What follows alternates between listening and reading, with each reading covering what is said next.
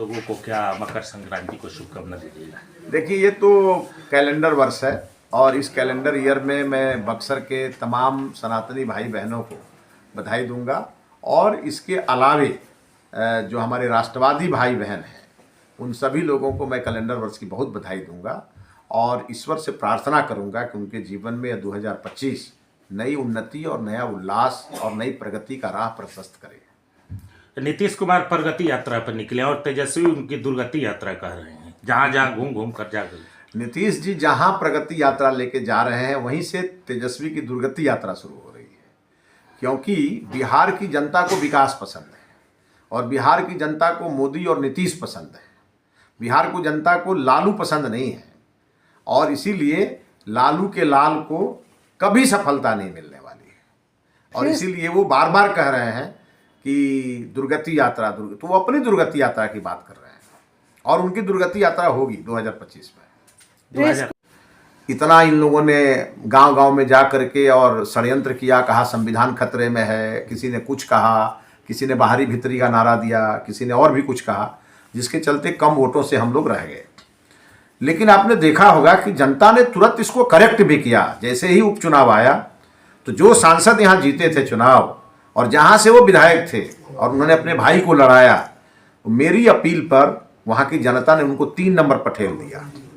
तो यहाँ की जनता ने उनको ये समझा दिया कि यू आर एक्सीडेंटल सांसद और अब जब भी चुनाव होगा तो सांसद जी की विदाई तय है और फिर से यहाँ कमल खिलना भी तय है। और इसी नाते चूंकि हमने अपने चुनाव में लोगों से वायदे किए थे, 4,09,000 वोट हमको मिले थे और इस नाते मैं घर में नहीं बैठ सकता, मैं इंतजार नहीं कर सकता, मैं उनमें से हूँ, मैं मोदी जी का सिपाही हूँ और इसलिए हमने कहा कि हमारा काम नहीं रुकेगा। बिहार की हमारी सरकार है, केंद्र में हमारी सरकार है, इसलिए लगातार बक्सर के विकास के लिए हम काम कर रहे हैं और हम अभी देश के माननीय प्रधानमंत्री मोदी जी को बहुत धन्यवाद देंगे जिन्होंने बक्सर के सर्वांगीण विकास के लिए अभी 257 करोड़ की एक राशि रिलीज की है, जिसमें 8.5 किलोमीटर से अधिक का चैनल निर्माण होना है, मतलब नाले बनने हैं, 3 एसटीपी बनेगा 50 MLD पावर का, 5 करोड़ लीटर पानी एक समय में वो ट्रीटमेंट होकर के और गंगा नदी में चला जाएगा।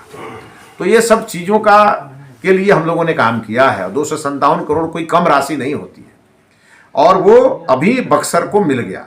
अगले 3 महीने में उसका टेंडर होगा, 18 महीने में वो काम कंप्लीट होगा और उसके बाद गंगा हमारी यहाँ की जो है, जहाँ लाखों श्रद्धालु भक्त स्नान करने आते हैं और हमारी यहाँ की गंगा को पवित्र होना चाहिए, निर्मल और अविरल होना चाहिए और इसके दिशा में एक बहुत बड़ा काम अभी आदरणीय मोदी जी की सरकार ने किया है। आने वाले दिनों में अभी बहुत सारी योजनाओं को हम आपके बीच आएंगे बार बार और आके बताएंगे। अभी हमने विश्वामित्र होटल का कराया, आपने देखा नवानगर में स्पेशल इकोनॉमिक जोन घोषित हुआ, वहाँ पे बड़ी बड़ी कंपनियाँ आने लगी, कोका कोला आ गया, ऐसे करके बहुत सारी चीज़ें बक्सर को मिल रही हैं।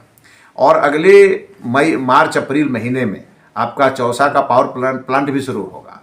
उसको शुरू कराने के लिए खुद माननीय प्रधानमंत्री जी या गृह मंत्री जी स्वयं आएंगे बक्सर और उनके उद्घाटन के समय जब वो आएंगे तो बक्सर को और बहुत सारे उपहार मिलेंगे। और अभी मुख्यमंत्री जी प्रगति यात्रा में आने वाले हैं, तो मुख्यमंत्री जी आएंगे तो बक्सर के जो अभी आधारभूत संरचनाओं में कुछ कमी रह गई हो तो उसकी भी विषय को मुख्यमंत्री जी घोषित करके जाएंगे। दिल्ली में चुनाव जीतेंगे और हम लोग उसकी तैयारी में लगे हैं कि माननीय मुख्यमंत्री जी से बक्सर को क्या क्या दिलाया जाए, तो उस काम को हम लोग कर रहे हैं। दिल्ली में क्या तैयारी, दिल्ली में चुनाव जीतेंगे आप लोग? देखिए, दिल्ली के चुनाव में एक बड़ा टर्निंग पॉइंट आया है कि जब केजरीवाल बिहार और यूपी के लोगों से डर गए हैं जी, और ये इसलिए डर गए हैं कि चूंकि बिहार में भी एनडीए की सरकार को लोग पसंद कर रहे हैं और उत्तर प्रदेश में तो पूछना ही नहीं है, तो इस तरह इनको लगता है कि बिहार और यूपी के लोग केजरीवाल जैसे ठग को वोट नहीं करेंगे और उनके ठग विद्या को लोग पहचान गए, इसीलिए वो आग उगल रहे हैं बिहार और दिल्ली के लोगों के, पूर्वांचल के लोगों के लिए। लेकिन मैं आपको आज कहूं, जिस दिन उन्होंने बयान दिया, बड़ी संख्या में बिहार और यूपी के लोग जो सुसुप्तावस्था में थे वो जग गए और वो केजरीवाल को ध्वस्त करने के लिए दिल्ली में लग गए और दिल्ली वासी तो पहले से परेशान है उनसे, क्योंकि उनकी स्थिति ठीक लालू यादव की जैसी है। जब वो जेल गए तो अपनी पत्नी को बैठाए और ये जेल गए तब अपनी पत्नी को बैठाए और इन दोनों में बहुत अच्छा कॉम्बिनेशन भी है। तो आप देखेंगे केजरीवाल का ये अंतिम समय चल रहा है और दिल्ली में निश्चित रूप से सरकार बदलेगी और भारतीय जनता पार्टी की सरकार बनेगी। लेकिन एक खेल कांग्रेस भी कर रही है। कांग्रेस अभी अलग हो गई है और अभी कहेंगे कि मैं तेरा दुश्मन, दुश्मन तू मेरा, मैं नागिन तू सपेरा, ये कह करके वोट का बंटवारा करेंगे। अखिलेश यादव तो कह रहे हैं जब कि चुनाव जीत के आएंगे तब फिर ये कहेंगे उसी आप पार्टी को कि 100 साल पहले हमको तुमसे प्यार था, आज भी है और कल भी रहेगा। तो ये रंग बदलने वाले लोग हैं। आज कुछ भी बोल करके वोट का बंटवारा करेंगे और फिर जब जीत के आएंगे तो सब मिलकर के बीजेपी को रोको, इस अभियान में सब एक हो जाएंगे। दिल्ली की जनता बहुत होशियार है। दिल्ली देश का धड़कन है, दिल है, और वहां के लोग अच्छा फैसला करेंगे। तो अखिलेश यादव तो कह रहे हैं कि जो भाजपा को हराएगा हम उनके साथ हैं। अखिलेश यादव तो कहेंगे ही ना। यही बात यहाँ तेजस्वी यादव भी कहते हैं। ये दोनों भाई हैं, ये दोनों मौसेरे भाई हैं, अब इसके आगे कहने की जरूरत नहीं है। और ये दोनों मोदी जी और योगी जी से त्रस्त हैं। रात में जब ये सोते हैं तो मोदी और योगी का ही सपना देखते हैं।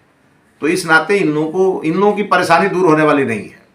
और ये कहते रहेंगे कि जो भाजपा को हराएगा, एक समय आएगा कि भाजपा को हराने वाला कोई सामने आएगा ही नहीं, क्योंकि देश की जनता धीरे धीरे, आपने देखा होगा हरियाणा के चुनाव के पहले जो लोगों से गलती हुई, लोगों ने तुरंत हरियाणा के चुनाव में उसको ठीक किया, फिर उन्होंने महाराष्ट्र के चुनाव में उसको ठीक कर लिया। तो चीजें बदल रही हैं और बड़ी तेजी से बदल रही हैं। और इस देश को एक अलौकिक प्रधानमंत्री मिला है, और जो प्रधानमंत्री एक दिन छुट्टी नहीं लेते हैं, अपने लिए कुछ करते नहीं हैं और दिन रात काम करते हैं इस देश को दुनिया का नंबर 1 देश बनाने के लिए, तो ऐसा प्रधानमंत्री का मुकाबला ये लोग क्या कर पाएंगे।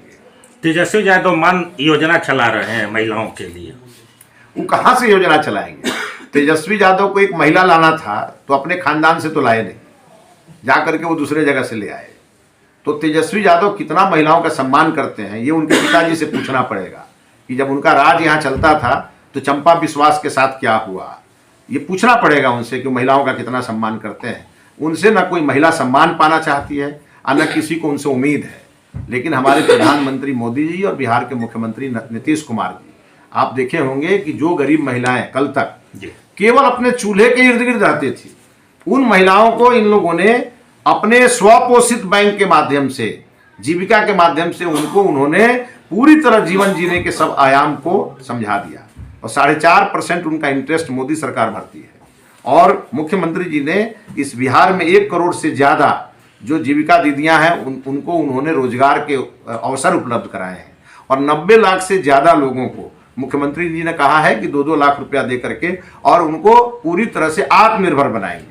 तो जहां इस स्तर पे काम चल रहा है, वहां इनके माई बहन योजना को लेकर घूमने से कुछ होगा नहीं। हाँ, ये तय है कि इनकी जिस दिन सरकार बनेगी, ये लोगों की माँ बहन जरूर कर देंगे। 2025 में बिहार में कमल खिलेगा। बिल्कुल कमल खिलेगा। 2025 में आप देखेंगे कि जिस तरह उपचुनाव 4 सीटें थी हमारी, और ये चारों हमारे टफ जोन में सीटें थी, और चारों सीट हम लोग जीत करके आए। ये जनता का प्यार है, ये जनता का विश्वास है, और ये विकास की रफ्तार है जिसके कारण ये रिजल्ट हो रहे हैं। वो तेजस्वी की ओर जनता नहीं देख रही है, जनता एनडीए की तरफ देख रही है।